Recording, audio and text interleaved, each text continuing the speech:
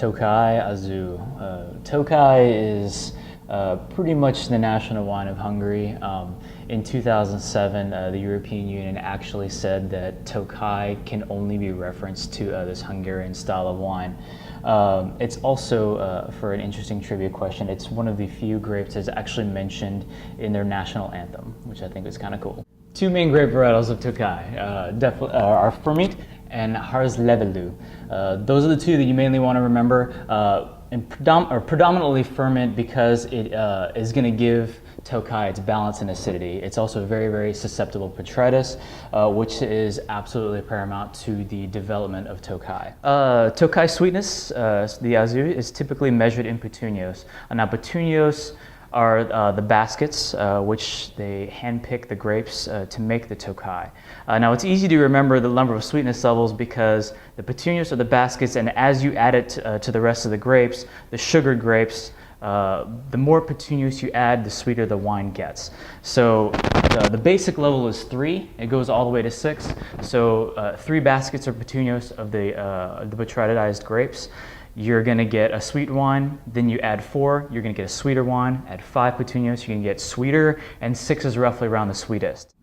Beyond the petunias, you're going to get the essentia level, and those can get anywhere between 7 to 9 petunias, as well as even further above.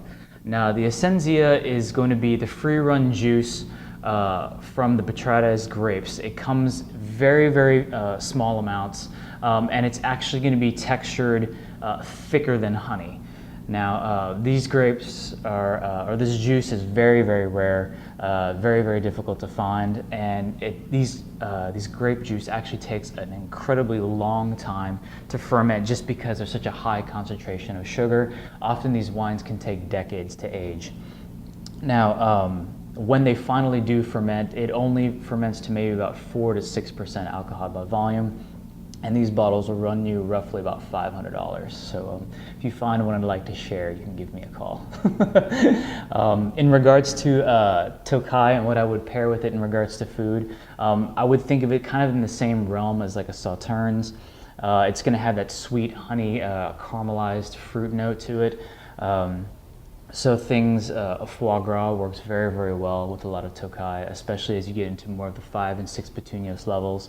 You know, caramelized fruit desserts or fruit tarts for the more lighter styles, like a beautiful baked Granny Smith apple tart with a light caramel rum sauce. I think would go absolutely fantastic with a lighter style petunias. And then once you get into the more richer style of petunias, I really enjoy just, you know, creamy styles of cheese as well as again, foie gras I think is absolutely outstanding.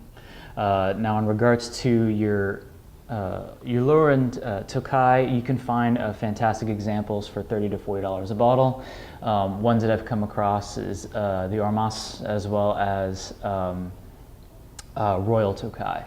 I think are absolutely outstanding examples. You can find great examples of those for around $40.